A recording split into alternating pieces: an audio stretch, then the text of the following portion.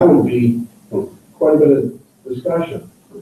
And then that, I think, would lead into the other pieces from there. That's where I'd like to see it start. Okay, so just so we're clear, I see Mr. Hooper making notes, so that would be part of it, that out of this discussion today, you guys, or staff, can put together an agenda for us, rough agenda outline, is that correct? Okay, thank you. Councilor Easton. Once we agree with this cabinet. And you envision, or I envision like the first initial discussion between council, so we can discuss it in the public. We have our open meeting, or how do you? Thank you, Councilor Easton. What I envision is the same as our budget. The same type of day. We start off at 9. We have our agenda. We have it open to deputations if people wish to come forward. And just like we did with our budgets, we open up the floor for us to have a good discussion, what we feel, the changes right away that we want to see done. Then just start talking and solve some of these issues that I know of 3 that I'd be happy to bring those forward now. I know of 3 issues I'd like to get a better clarity from us as a council. To me is the confrontations of the no standing zones is just something that I think we have to deal with. So we're going to have to come up with a game plan on how to handle that. We heard it from our residents. We heard that there was confrontations at each of these spots. I think it's our responsibility to deal with that. And I'm not talking so much about parking, it's more talking about managing those areas that we have high volume in. It's one question. We will. Just, sorry, if I can, just recognize that we're just kind of talking about the outline. We don't Absolutely. I make it into the detail of the debate today. No, for sure. I was just, so we started with parking, but then after we had our public meeting, it extends beyond parking. We use it, we have the garbage, pick up and littering and things like that. Do you want to get that far, or you want to deal with parking? I think because this is probably the first time the township has challenged the councillors this way, that we're coming forward with an open and public forum to have this debate. I think that this meeting is talking about permits and how they're sold will be a big enough discussion, and permits and the increase or reduction in spots will be a large enough debate for us, that I don't know if we'll get into the garbage, but it could lead there definitely. But I would more keep to the core of what we want to do with the parking permits that we sell and the permits that we authorize to folks in the township. And then that will lead us to where those spots are. Is that something that we all want to look at? That can happen over the debate, I can see. And we do want to have a game plan at the end of this process is what to do with those no standing zones that, 3 come to mind that are really high use. And I think we need to do. So I don't know if we get down to the video of that other, but we can definitely try. That's something we ought to do.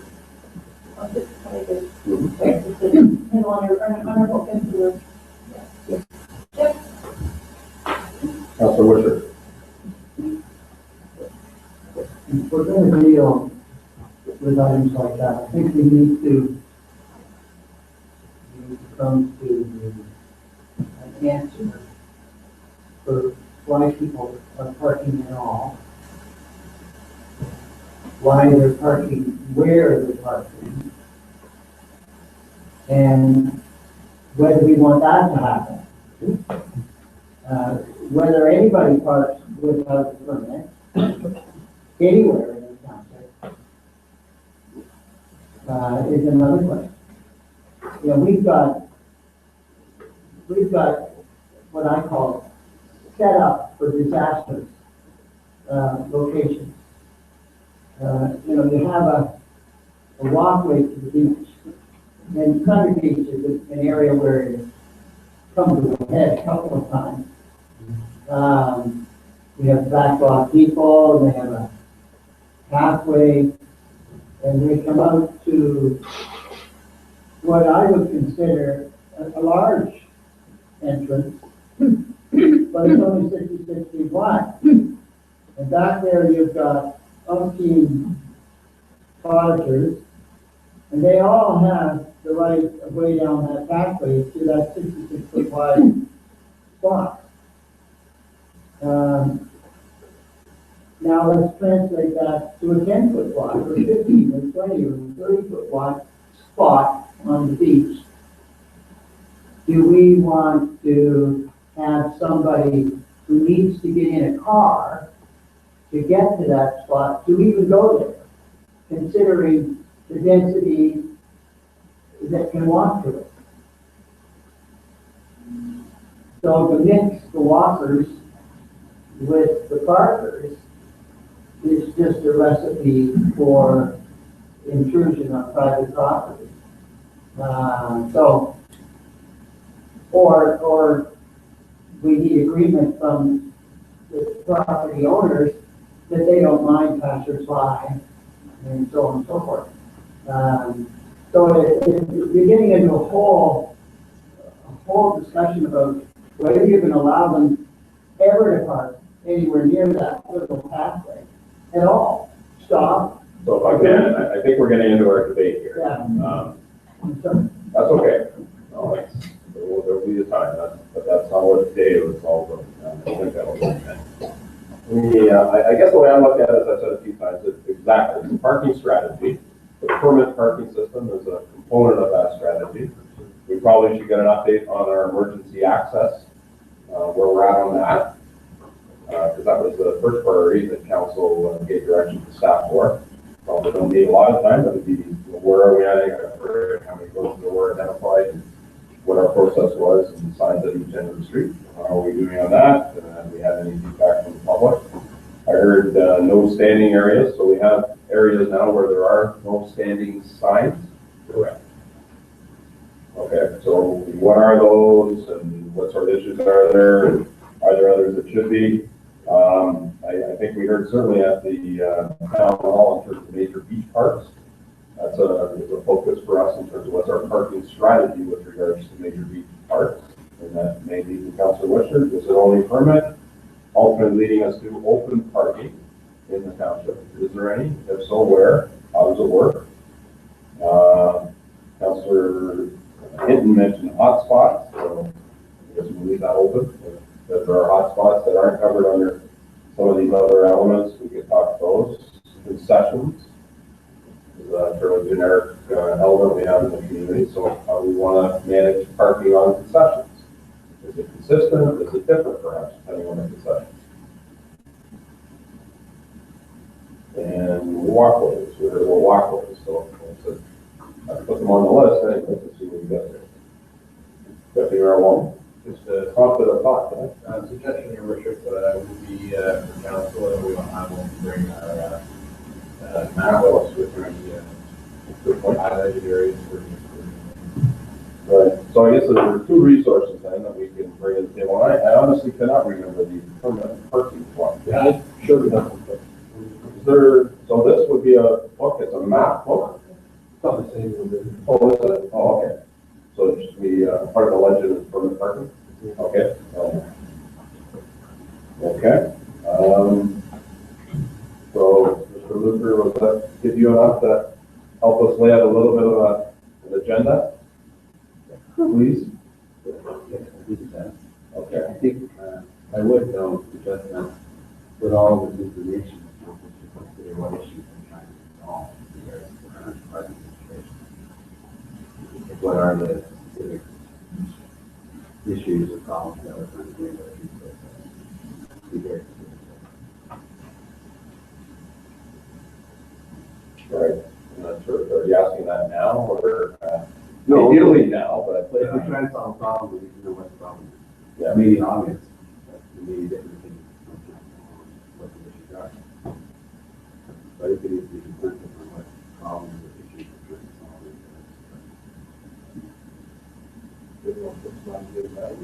Sure. That's very,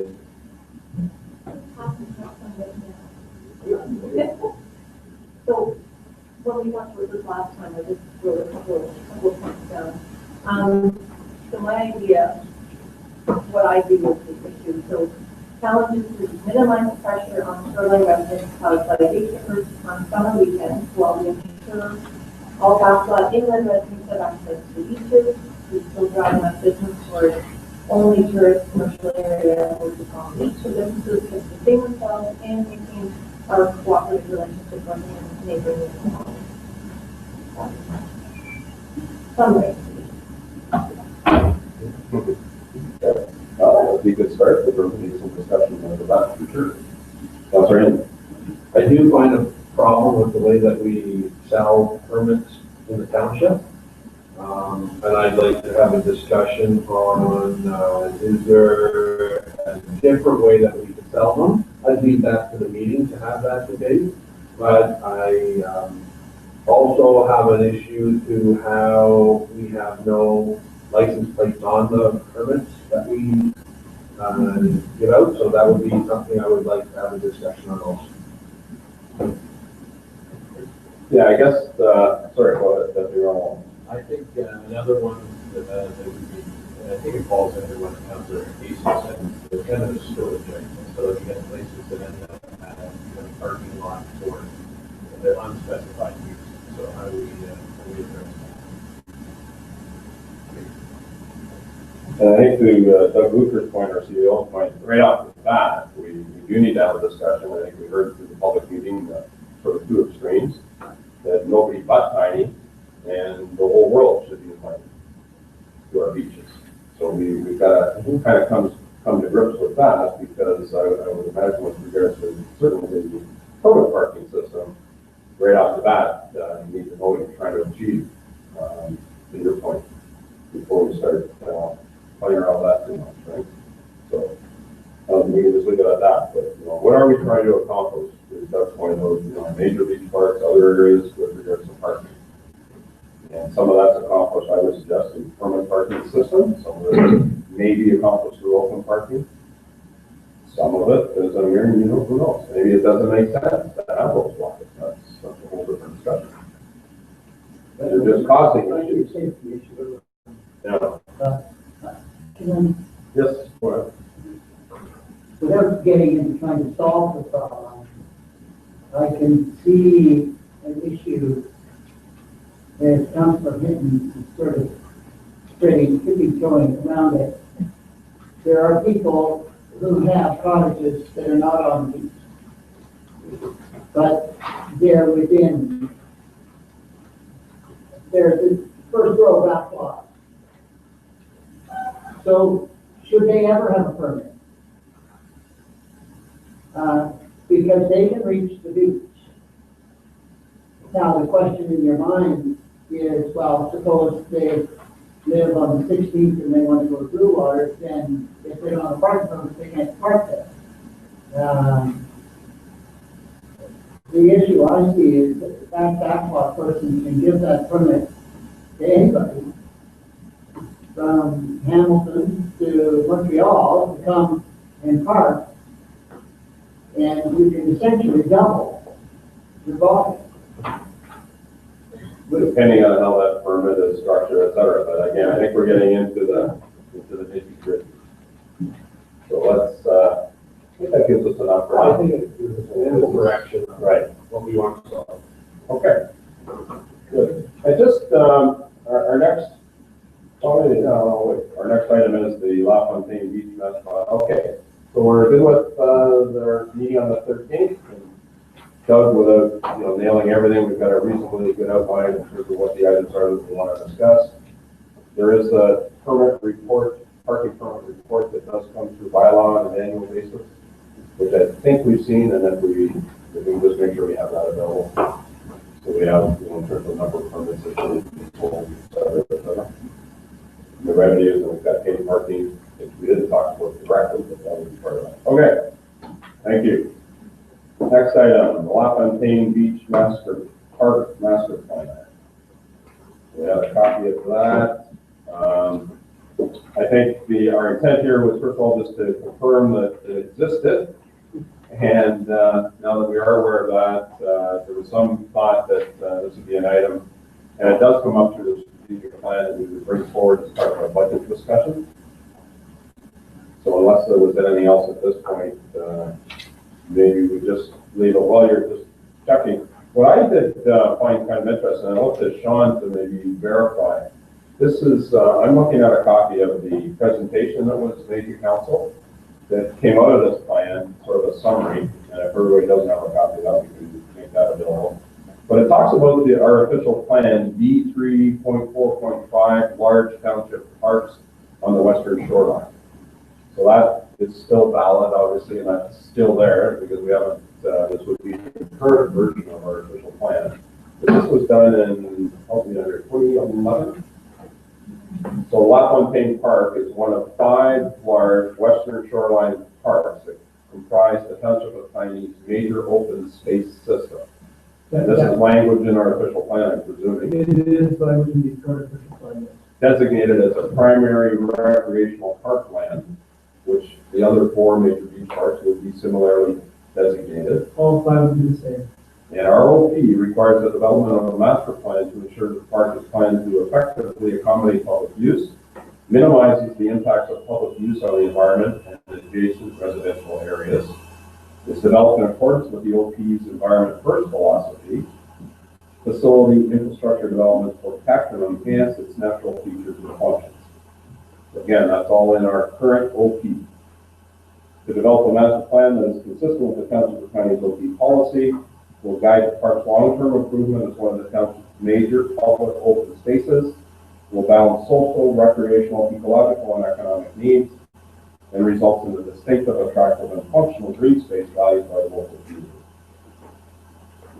So that's consistent for all 5 of those major beach parks. Correct? Yep. So I guess this wasn't in our agenda, so we can, this was on the website, so we can make sure that council gets a copy of that before our discussion of the strategic plan. And then I guess the only other thing I don't believe we have a, if you will, an inventory of sort of projects and costs at this stage of the plan, but there's a lot of ideas here. Well, I call this. Appendix 2. Construction cost estimates, a little dated, but okay. So I think council, the direction would be to have a look at this as part of our budget discussion in terms of what we might want to do. Running out of do. Sorry, go for it. Sure. Okay. Is that council where we're at with regard to the LA? Yeah, go ahead. So So there's, I can't remember what we call these, but this is the Class A, and then there's the items that, such as the operations, plantings and indicators. Right, there's two components to right. This is, yeah, if I can, this is the LaFontaine Beach Park master plan, and then I'm looking for the language, yeah, so this master plan is developed in tandem with a parallel shoreline restoration study by Coldwater Consulting and Aqua Solutions. So that's the EA portion, was addressing the groin and other issues related to the shoreline. So there's 2 studies. So all we have here is the beach park master plan. So I guess my question, bringing it forward to budget, did we finish the conversation of the Class A? So there's that portion that was during what we're going, which was back when this was done more urgent because of the lower water level. So I think we need to have a discussion about whether to continue on with that. Correct me if I'm wrong, the $40,000 is going to get through the balance of the people process, but not actually the work. So it is happy to have a discussion about everything. I think we just finish I would That agree with conversation. that. I think, yes, Yeah, okay. it would be La Fontaine, period, park, water and the park, and for the whole one, through the next step. But I think it was coming from our intent to, where we have master plans and, we're satisfied with the opportunity to start moving forward. Right? Yeah, so we're good. Okay, stop. Yeah. Okay. Okay, accessibility progress report. So, you're gonna, I guess there's two pieces to this in a sense. Are you okay with that? I think we're okay with that. Angle of the camera flash? The first part you see in front of you is the accessibility progress report, and under the accessibility project, disability act, we're required to report annually on the progress we've taken to the accessibility initiative, and also how we met the requirements of the CIS. So the report that I'm trying to provide more information on that. It starts off with the township commitment towards accessibility and community, as well as these to the integrated accessibility standards that we have required which we have in that includes customer service, information, communication, and employment. So it outlines what the requirements were and some of the fact that we have these requirements today. We also speak to accessibility achievement and township management, so broken down between what we had to do, which was mandatory, and also township initiatives involved beyond that. So also down the township organizational regarding to their requirements and compliance. We do report it as report on the project in 2016 that was in the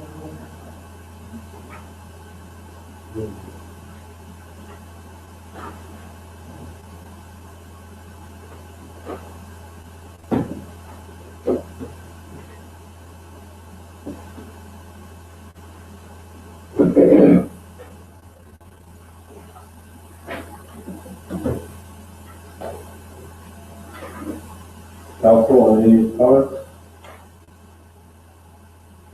Okay. So we're gonna bring that forward as presented. And our next was our multi-year accessibility plan. Once the council adopts the resolution support and the plan, they will be placed on the website. So the next report outlines what's the accessibility plan. Again, these are the requirements that we have under the VA, and kind of illustrates something that is initiative going forward. Providing background on the pieces of legislation that are applicable, as well as outlining the integrated accessibility standards and customer service, requirements, information communication, transportation, and design and public safety. Give a little bit of background information on accessibility advisory committee, which is put to a municipality to achieve accessibility. And as well as highlights integrated accessibility standard compliance. I'd also like to touch on the fact that the township was audited in July 2014. Because we were in compliance with everything that we need to be, the audit was really complete and just provide information to the industry. So we're really good shape that way. And we go on to list the achievements between 2012 and 2016. Again, it's summarized in project report that speaks to our initiatives as well as our mandatory requirements. And then it talks about compliance strategies and executive initiatives moving forward. And then we looking at one question that was explained the last company as to some recommendations that were brought forward by the accessibility committee with regards to reach accessibility, moving out data that's focused on moving out traditional uses. Welcome to the Accessibility Community Center along the College Park. And another then after that, the ability that he will help me in the coordinated official enterprise ceremony for the impact in the name that will tie in with national access guarantee, so that's the exciting event to be a part of, as well as hopefully carry on equipment and the things that we will be doing.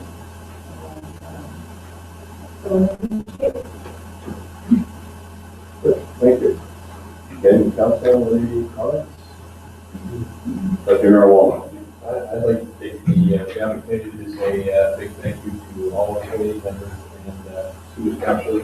It's been a pleasure working on this committee. I know everyone's been doing where meetings can go on forever and you don't accomplish a whole lot in that time frame. This is not the case with this committee. It's a very passionate group, and again, I just want to say my thanks, and look forward to working with them in the future on a large list of festivities.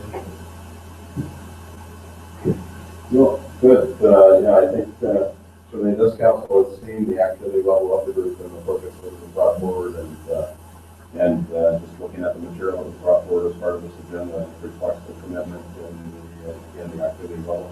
And congrats to the township and the committee in terms of, as I read it, it's kind of a random audit process. And our community was picked, and we lived up to our expectations. So yes, well done. Well done for deputy for participating on that committee as well. Okay, good. Another hefty report. Programs, our recreation programs and events. The wrap up for the year. Anita is here. Yeah, Maggie. and Maggie too. So. Yeah. You can move that. You actually have a PowerPoint presentation Oh, you do? for you. Okay. Oh. See, this is where we really want the. There'd be a difficulty there. I guess if you need to let them. This is where we got the. I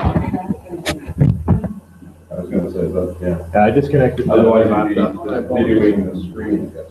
It would be easier than that. Yeah. I'll get started anyway. Thank you for providing us with this opportunity to present what we consider our year end.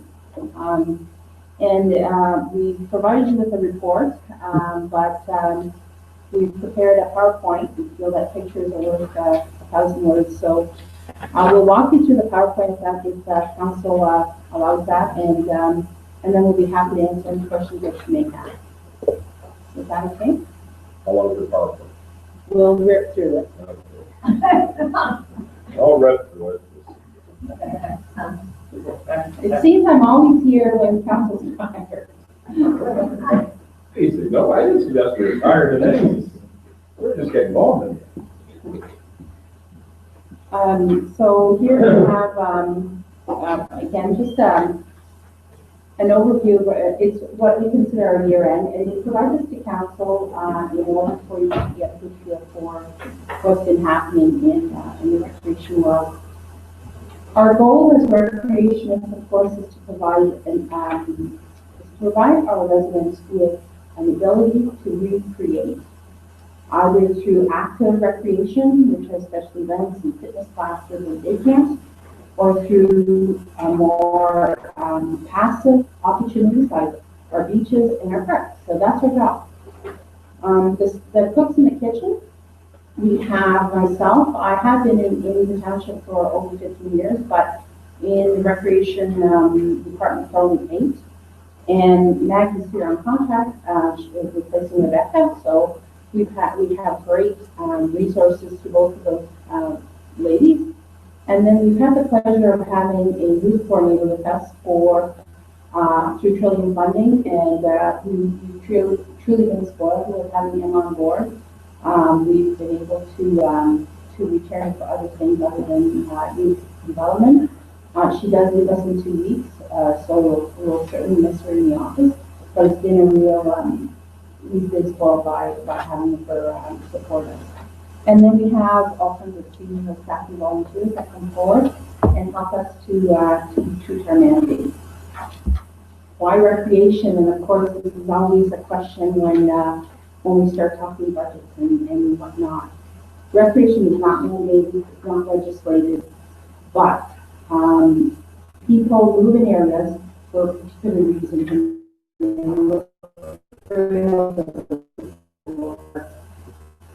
Say that a road system, but generally people don't move because they have 5,000 kilometers of paved road. That's usually not a reason people move to a community. Or, there's 5 new fire trucks. It's not a the area, but it certainly looks at opportunities provided in the area. And again, here to provide you as a council with a very good overview of what's being offered on the path to the residents. And we really truly want to provide them a good picture of what kind of benefits are necessary to that this resident are operating with 234,000, and that really reflects in great part the salaries of full-time staff, along with the support that we get through professional development. And then our capital is just for 2015. Now we'll just walk you through our programs. Our outdoor ice rink program was changed. It's now reflecting skating times. So we do have 2 skating monitors who are hired. And what they do is they actually monitor specific skating times. So unless it's posted as a skating time, then it would be shin or hockey.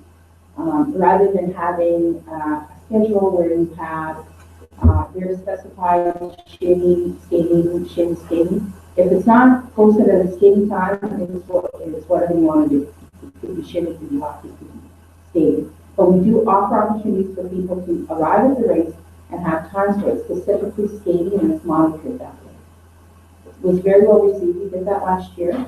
We got some really good feedback from the people, because now they know when they can go, when it's skating, and they can bring their families in time. We offer golf clinics. It's an easy program to offer.